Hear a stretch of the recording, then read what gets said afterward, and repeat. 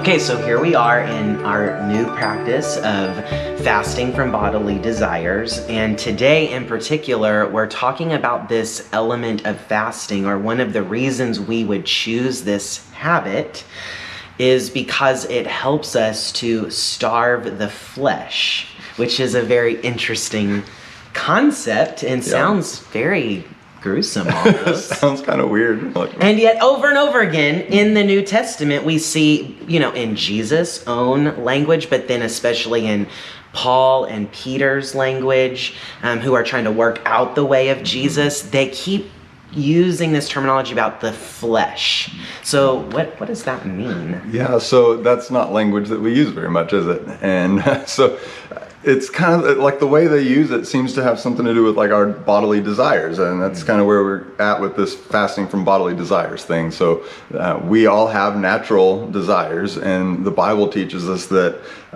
through the Old Testament and the New Testament that sin has disordered those desires. So those desires are not always right and good, which now can I just time out there, because I think sometimes we have kind of done this pendulum swing response as Christians or in the church, right? That we've kind of shut down all desire, or as though all desire is bad. Yeah. So that could be problematic too. And then we have a lot of shame around our desires and that kind of thing, right. which is not that helpful. So you use this term disordered desire. Right. So talk about that a little bit more. Yeah, so I mean, it's just this idea that when sin entered the world and they ate from that tree of good and evil, then people started kind of making their own decisions about what was good and what was evil, and so at that point, then our desires began to get off course from the way God intended them to function, and so I mean, things that were even natural desires around food and sex and you name it became things that maybe got bent in the wrong direction. Misdirected love, it's been called, but like we have these affections and these desires that sometimes just get kind of wonky, right, in our lives, and can lead us to some really dark places, can lead us to hurt other people, can just distance us from God and what he intended for our life. And so, Jesus and his apostles call us to a different way. Jesus made a different way available to us through his death and resurrection. And so like his words in Mark, where he says to his disciples, like, hey guys, the spirit is willing, but the flesh is weak, acknowledges this idea that even if our hearts desire what is good, we're up against a flesh that has desires that are disordered and dysfunctional. That's bent in a different direction. And that sheer willpower, us fighting against that head on is not going to win the day, And so Jesus acknowledges that, and he tells them, watch and pray. And it's like there are some spiritual approaches to starving the flesh, to dealing with those desires, so that we can instead feed the spirit with what God says is good and right. And the New Testament is clear that as we engage this process, we can become the people that he intended us to be, that we can align our minds, our hearts, and even our flesh to increasingly come into line with God's will for our life and his direction for our life. So what I hear you saying is that some of the things that I desire at their core are actually things that God created me to desire. Nourishment, food, like he places Adam and Eve in the garden and gives them a menu, right? Yeah. So like food, the desire for food, for nourishment, for something that's tasty, like that in and of itself is not bad. Give us our daily bread, Jesus. The desire for sex, for that level of intimacy and connection with someone, like that was created by God. So at their core, the desire is not bad, but they become disordered. Like we've prioritized them. We've made that desire God in and of itself sometimes. Yeah, absolutely. And so what I hear you saying, I think, is that when I exercise fasting, that is one method that kind of corrects my flesh, the desires of my flesh that are bent, now taken good desires and bent them in ways that were not intended by God. This is a way to maybe reorient or reorder the priority, like put those back in their place, and then lean into the spirit. So you just said that Jesus even acknowledged these parts of us, these components that you have, the flesh and the spirit. Right.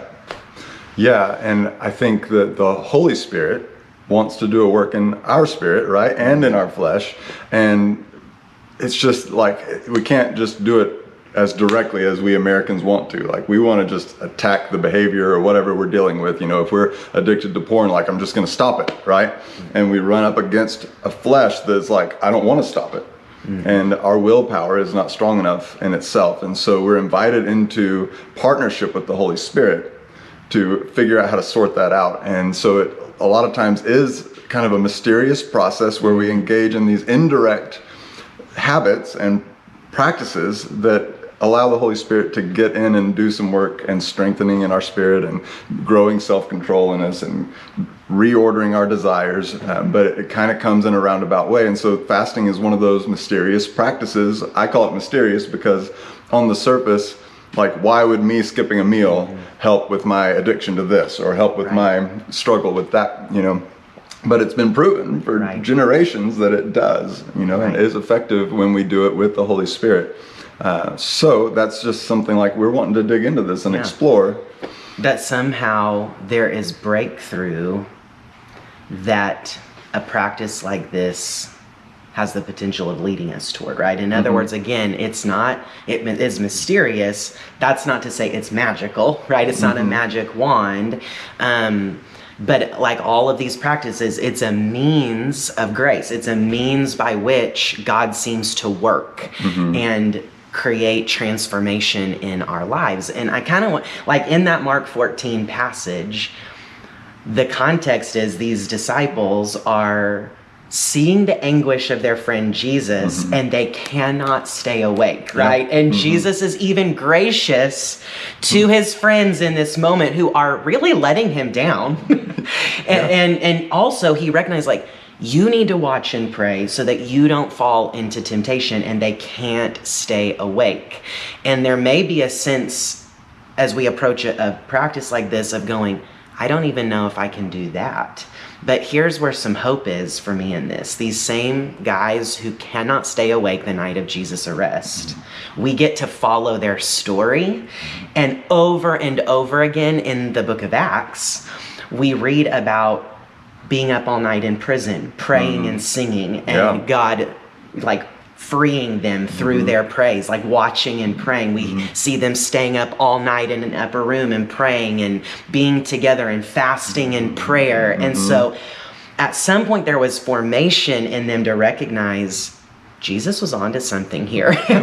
We can lean into these practices and experience the transforming work of God through them. Yeah, and that's our desire for you. We want you to experience the transforming work of God in your life. So again, we keep saying this, but it's because we know that there's such a resistance to this practice of fasting in our culture. So we keep saying, like, please keep an open mind. Please keep an open heart about this, because we think it can be powerful in your life in more than one way. And it's not just the culture where there's been the resistance. You know, I mean, you and I both grew up in the same tradition, probably very similar family blueprints.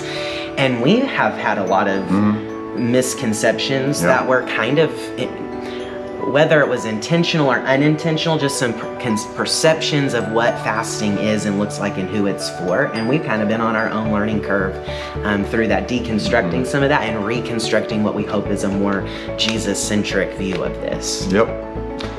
Absolutely. So go on the journey with us.